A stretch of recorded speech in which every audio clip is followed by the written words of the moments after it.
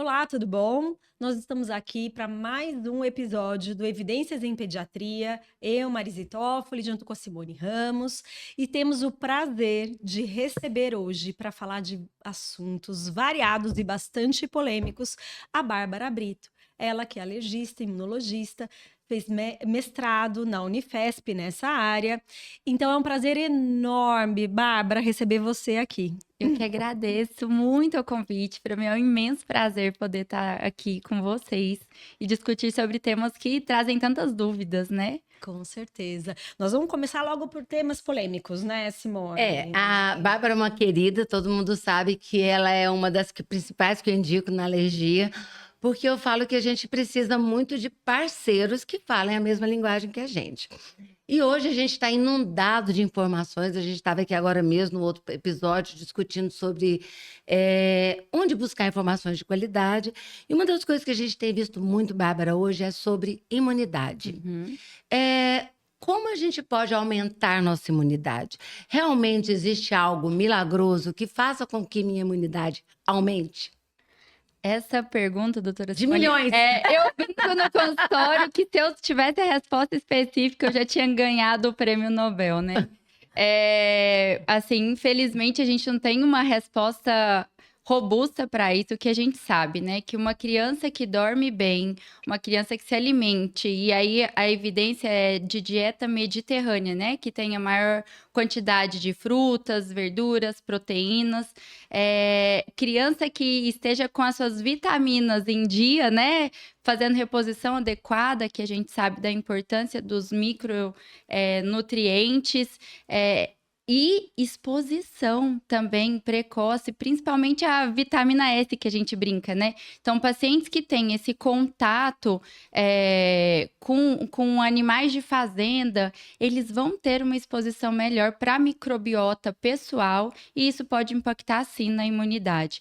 Então, eu quero só contar para a senhora, porque, assim, às vezes os pais acham que viver numa bolha vai levar a imunidade, é ao contrário, né? Essa exposição que faz com que a nossa imunidade seja criada, porque o nosso sistema imunológico, ele está em formação nos primeiros 4 anos, 11 meses e 29 dias. Mas aí eu tenho que fazer um adendo aqui. Não é em festa, quermesse, clube batizado, porque as pessoas acham que conviver em sociedade, colocar em contato com o S de saúde ou de sujeira é levar aquele bebezinho pequeno para todo lugar.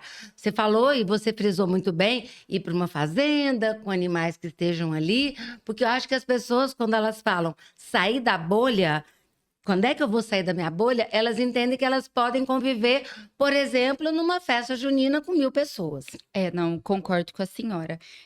Eu falo assim, o primeiro ano de vida deveria ser o ano para a gente ficar em resguardo mesmo, né? Porque é o ano que a nossa imunidade não está bem formada, é o ano que a gente tem maior aporte de vacina justamente para ajudar o meu organismo a formar essa imunidade de memória. E esse contato que eu comentei é porque a gente está no Centro-Oeste, tem o privilégio e a facilidade de ter o acesso aos animais da rede de fazendas mesmo, né? E é o contato com esses micro-organismos de terra que é visto como fortalecedor do meu sistema imunológico, não micro-organismo de vírus, bactérias patogênicos que a gente já conhece. Então, interessantíssimo esse ponto que a senhora levantou. E assim, Bárbara, você já deu aqui a entender que não tem uma solução mágica, rápida. Vou usar isso para melhorar a minha imunidade. Então, são vários fatores que a gente tem que conversar. E sobre esse quesito, né, de microbiota, a gente tem que conversar muito, né, dessa interface muito importante entre a microbiota e o sistema imune e garantir uma boa imunidade a longo prazo. Então, é como você falou, a gente tem a facilidade de ter um ambiente rural, mas para quem não tem essa facilidade, talvez é levar a criança no parque, né? Só que vem além, né? Isso começa a ser formado na gestação, né? A mãe, ela tem que ter hábitos de vida. O que você diria isso? Eu quero que meu filho tenha boa saúde, eu vou gestar ou estou gestante. Como que a gente pode orientar? Tem Doutora, como eu melhorar a imunidade do meu filho na gestação também? tem. E tem vários estudos, inclusive, que mostram não só da parte de imunidade, mas como prevenção para as doenças alérgicas também. Então, o que a gente tem desde a gestação? A dieta mediterrânea desde a gestação, para as mães, né? A não utilização de antibiótico na gestação, justamente com muito estudo falando da microbiota materna impactando na microbiota fetal, né? O parto normal, que é pela própria passagem do bebê pela microbiota vaginal como um impacto para a maturação da microbiota do bebê, né? Então, o parto cesariano como um fator de risco e o normal... A mãe come, né? Como você falou, a que a mãe dieta, mas o come. quanto também ela ganha de peso na gestação. vai Também impacta, interferir. porque a saúde materna impactando diretamente na Aleitamento saúde. materno, né? E aí, o aleitamento, depois do nascimento, né? O aleitamento materno, a vacinação e esse contato com animais de fazenda. E aí é sempre uma polêmica, porque antigamente a gente achava que esses animais incluíam, por exemplo, os pets, né? Ótimo. E aí são ambientes diferentes. Quando os estudos eles mostram esses animais em ambientes abertos. Quando a gente fala dos pets em ambientes fechados e que tem esse contato muito precoce durante a gestação é fator protetor, porque tá tendo contato via materna e fazendo um estímulo no bebê. Mas a depender de anos e esse contato muito precoce, porque hoje em dia a gente vê os animais às vezes dormindo na cama, né? Pode sim ser fator para desencadear uma sensibilização e posteriormente ser gatilho para rinite alérgica, asma alérgica, dermatite atópica. É verdade que hoje o gato é mais vilão do que o cachorro? Doutora, no consultório, o gato costuma ser, assim, prática clínica. Tem alguns estudos que mostram até a interferência da ração do gato impactando na maior patogenicidade desse gato. Então, existem rações hoje em dia hipoalergênicas para que o gato seja menos alergênico do que o cachorro. Olha, Por incrível que pareça. É porque o cachorro, a gente pensa muito no epitélio do cachorro, mas o mais comum do cachorro é o cachorro sujo que carreia o ácaro no pelo dele, né? Então, é uma exposição pelo ácaro, muito mais do que pelo epitélio. epitélio. Interessante, interessante. E voltando, então, falando das possibilidades de prevenção, o estímulo positivo da imunidade, Bárbara, você citou, né, a questão de estar com as vitaminas em dia, tal. E aí vem uma polêmica, né, de que toda criança precisa tomar suplemento vitamínico. Como é que é isso, né? O que são as recomendações? O que a gente tem de evidência? O que nós temos de evidência é que a gente precisa suplementar ferro para todos os nossos pacientes no primeiro ano de vida, ou se a gente fizer exames de rotina e realmente tiver uma anemia ferropriva que precisa ser suplementada, a recomendação nova de vitamina D, que antigamente a gente fazia até 2 anos e agora até 18 anos, e nós só iremos fazer suplementações fora disso se houver deficiência durante o nosso screening imunológico ou screening de rotina daquela criança. Então, não existe uma orientação de suplementação frequente fora de ferro e vitamina D, a não ser que tenha outros microelementos. E diante alterados. disso, como ela me chama de senhora, eu vou explicar que eu sou do tempo que a gente tinha muito estimulando a imunidade. Depois eles foram banidos, proscritos, enterrados, e agora eu vejo eles novamente ressurgindo. E você sabe de todos que eu estou falando. E hoje a gente está vendo que eles estão crescendo muito, junto com as beta-glucanas e etc, né? Então, existe realmente hoje alguma comprovação que esses imunoestimulantes, eles teriam realmente uma resposta numa criança que, teoricamente, eu não sei se ela tem imunodeficiência? É sensacional essa pergunta.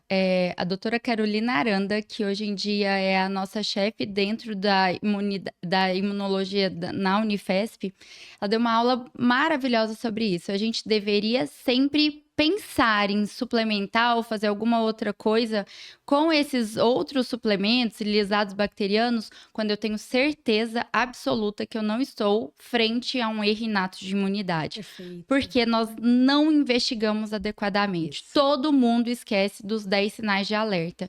Então, assim, de evidência, o único que tem um pouquinho mais de estudo é o lisado bacteriano, comercialmente conhecido como Broncovaxon. Não são estudos robustos, é uma faixa etária muito difícil da gente realmente fazer um estudo de segmento. Os outros que a senhora comentou, como as beta-glucanas, caloba, a gente infelizmente ainda não tem estudos e não tem orientação adequada para fazer. E além disso, que eu preciso trazer de alerta, assim, tem visto muito paciente chegando no consultório, às vezes fazendo imunoterapia para aumentar a imunidade. Uma imunoterapia que chama com lisado bacteriano também. Nós não temos ainda nada robusto que oriente nem por estudo feito pelo laboratório e nem pela Associação Brasileira de Alergia e Imunologia que oriente a utilização desses imunoterapias para aumento de imunidade. Então, nós não deveríamos fazer até que a gente tenha. Medicina não é única, né? O que eu tô falando hoje, talvez não seja uma verdade daqui 5 anos. Perfeito. Mas enquanto eu não tenho esse respaldo científico, acho que a gente tem que tomar cuidado na prescrição. E você falou uma coisa aí que eu queria, se você pudesse, falar quais são os 10 sinais. Exatamente. Eu também tava. Vamos fazer esse parênteses que é importante. Essa é uma pergunta muito interessante. Nós tínhamos 10 sinais de alerta antigamente. O ano passado a gente teve uma reformulação desses sinais de alerta. Eles podem ser encontrados nas redes sociais, no Google mesmo, os novos 10 sinais de alerta. E aí, vou até comentar com vocês. Então, o que ficou que antigamente ficava como o último sinal? Então, em primeiro lugar, se tornou história familiar ou de consanguinidade na família. Então, isso é uma pergunta muito frequente no consultório. Sempre pergunto, vocês são parentes de primeiro grau ou têm avós que são primos de primeiro grau? Porque isso impacta diretamente no maior risco dessas doenças de erros inatos de imunidade. Em segundo lugar, antigamente a gente dava número de infecções. E aí o que foi mudado? São infecções frequentes, prolongadas ou causadas por micro-organismos incomuns. Porque eu tive uma paciente de consultório que fez uma osteomielite por cândida. Não é um germe comum. Ou uma sinusite que não cura? Ou uma sinusite que não cura, ou toda infecção prolongada, ou então uma infecção viral que em uma criança normal vai durar 5, 7 dias, uma criança que fica 14 dias ou que leva até mesmo a uma internação, a gente deve investigar. Terceiro lugar, diarreia crônica de início precoce, né, doutora Marisa? E as doenças inflamatórias intestinais de início precoce, a gente sabe hoje em dia que é uma alteração de imunidade e não simplesmente como é conduzido igual é no adulto. O que seria precoce?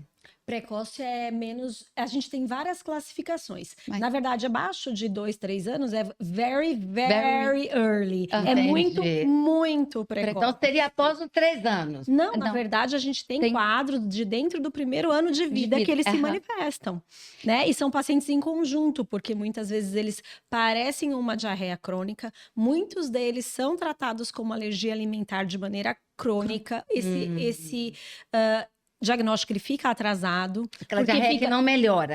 E daí a gente vê esses pacientes sucessivamente tirando diferentes alimentos. Sim. Mas a gente vai falar sobre isso.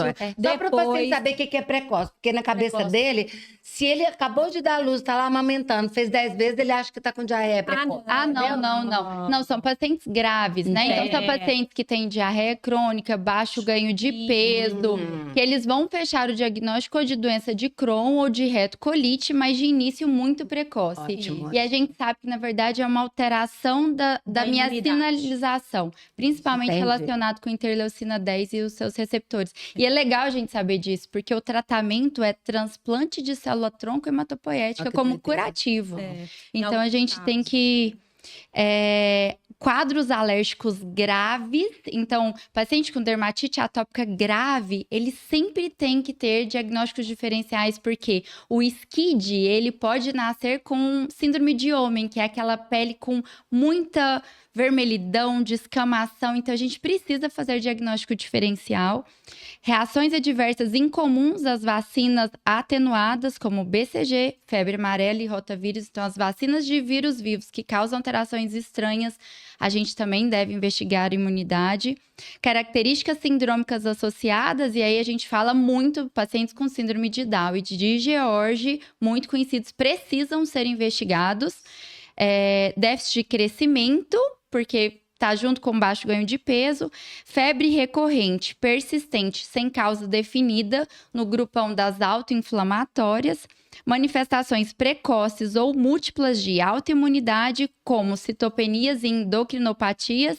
Então, tem uma paciente no consultório que chegou encaminhada por um reumato. Ela tinha tiroidite de Hashimoto, ela tinha diabetes tipo 1 de início tardio, tipo LADA, e tinha artrite reumatoide. E era uma imunodeficiência comum variável. Então, e tem tratamento. Sim. E casos de câncer precoce, incomum ou recorrente, porque a gente sabe que as neoplasias acontecem por uma imunodsregulação. E aí a conclusão que a gente Muito chega é que é tudo muito mais intenso e mais grave. Porque as pessoas certeza. pensam que fazer uma gripe por mês tá com a imunidade baixa.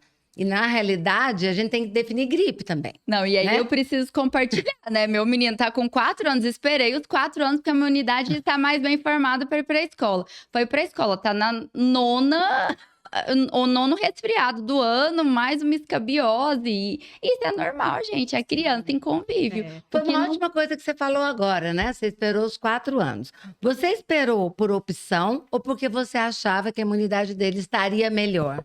Eu esperei porque eu achava que a imunidade estaria melhor.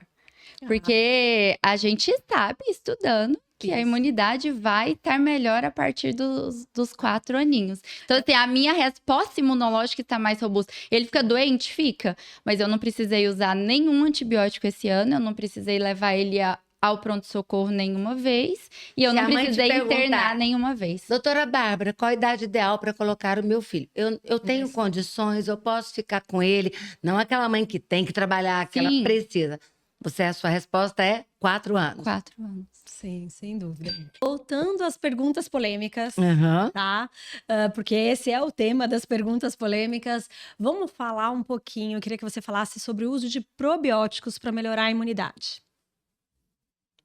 Não conheço evidência científica sobre o assunto, doutora. O que a gente falou sobre microbiota intestinal, Isso. e a gente sabe que a microbiota intestinal impacta diretamente na imunidade e na prevenção das doenças alérgicas também. Sim. Então, eu acho que se for uma criança usando antibiótico recorrente, porque tem ido muito ao pronto-socorro, talvez seja interessante a gente suplementar essa microbiota para ver o que está acontecendo, porque eu fiz uma mudança de microbiota por uso de antibiótico.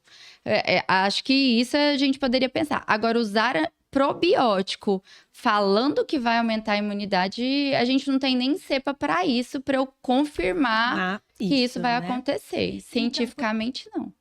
É muito interessante isso que você falou, porque se a criança teve, então, um quadro de qualquer infeccioso que precisou de antibiótico, a gente tem cepas específicas para a gente utilizar no D0 do antibiótico e ter essa prevenção Isso. dessa diarreia secundária ao antibiótico e essa disbiose que vai ter. Aham. Né?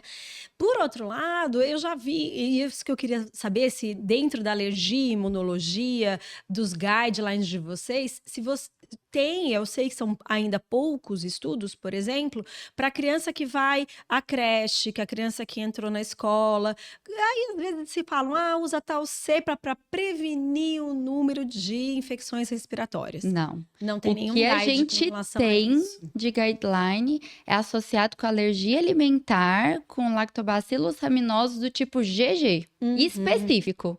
Só. né? Só. Ótimo isso você colocar, porque a gente vê em outros quadros alérgicos Aham. de imunidade, às vezes usar até mesmo pool de cepas, né? Cepas manipuladas. Então, são crianças que, às vezes, no ímpeto mesmo das famílias, na ansiedade de achar uma solução milagrosa, né? Acabam indo em diversos profissionais da área da saúde e que acabam que utilizam essa prática, né? Da gente usar vários probióticos, pool de cepas, manipular e queria reforçar que isso é jogar dinheiro fora. A gente ainda não tem evidência sobre isso. E é muito interessante isso que a senhora está falando. Eu tive um paciente muito recente no consultório, com 5 meses de vida. Era uma criança que chegou para mim para investigar alergia alimentar, porque a mãe já estava em dieta de restrição de leite e soja, e a criança continuava tendo quadro de episódios de diarreia e muita assadura. E a mãe já não comia nada, já tinha perdido 25 quilos nesses 5 anos, nesses 5 meses. E ela estava tomando, na verdade, vitaminas que eram manipuladas com TCM. E aí, o que acontece? Era uma criança que evacuava demais, provavelmente por causa do TCM na manipulação. A hora que a gente tirou a fórmula, que eu falei pra mãe, pode comer tudo, 2 dias depois ela não tinha nada. Eu precisava tratar uma dermatite irritativa de fralda e dar tempo para aquilo cicatrizar. Então, a gente tem que tomar muito cuidado, assim, porque o que às vezes é bom para um paciente, talvez para o outro não vai ser, né? Então, isso pra gente tentar terminar a questão da imunidade, para passar para o outro tópico, uma questão muito importante que as pessoas vinculam muito é a questão do teste do pezinho, do atraso da BCG, por questão da investigação do TREC do CREC, né? Das hipogamaglobulinemias. E às vezes as famílias não entendem. Então, assim, eu costumo dizer para elas muito que não é só o TREC e o CREC, que o hiperteste do pezinho, que é aquele mais completo, ele vai pegar doenças raras, que hoje não são tão raras, que pra gente é muito importante fazer diagnóstico. E por que, até teve uma vez, você fez um vídeo para mim falando sobre isso, e o porquê de não fazer a vacina em caso, já que eu pedi o teste. Ou eu não faria vacina e vou arriscar, porque as famílias falam assim, mas eu vou fazer o teste normal, eu posso fazer a vacina? Maravilhosa essa pergunta, porque é a maior briga entre a Sociedade Brasileira de Alergia e Imunologia e o Ministério da Saúde, né? Epidemiologicamente, nós moramos no Brasil que é endêmico de tuberculose.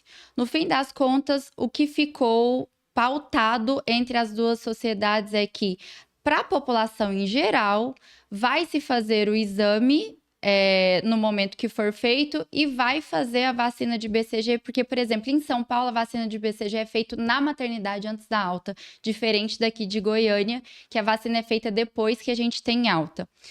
Então, pacientes que eles não têm esse acesso com muita facilidade, a gente vai fazer porque o teste do pezinho ele ainda não está implementado em todos os estados do nosso país. Mas se a gente tem a informação, tem um pediatra que pode seguir e que pode orientar, com certeza, isso que a senhora está falando seria o ideal dos cenários, que seria fazer o teste do pezinho, esperar o resultado, porque a gente, 14 dias vai estar pronto, e fazer a vacinação no 15º dia de vida. Por que que a gente fala disso? Porque se eu venho com um diagnóstico de erro inato de imunidade, que é o SCID, que a gente está procurando através do TREC, que é imunodeficiência combinada grave, o tratamento desse bebê é fazer transplante de célula tronco hematopoética e o ideal até 6 meses de vida. Quando eu tenho um bebê que já tomou a vacina de BCG, a vacina de BCG é uma vacina de vírus vivo. Então, é uma criança que ela vai precisar ficar com isoniazida durante todo o tratamento. Então, se ela não tomou a vacina, ela não tem chance de reativar ou chance de fazer doença pelo micobactério. Vamos voltar? Pode. Na BCG? Porque ela não é vírus, né? Ela é bactéria atenuada. Ela é bactéria.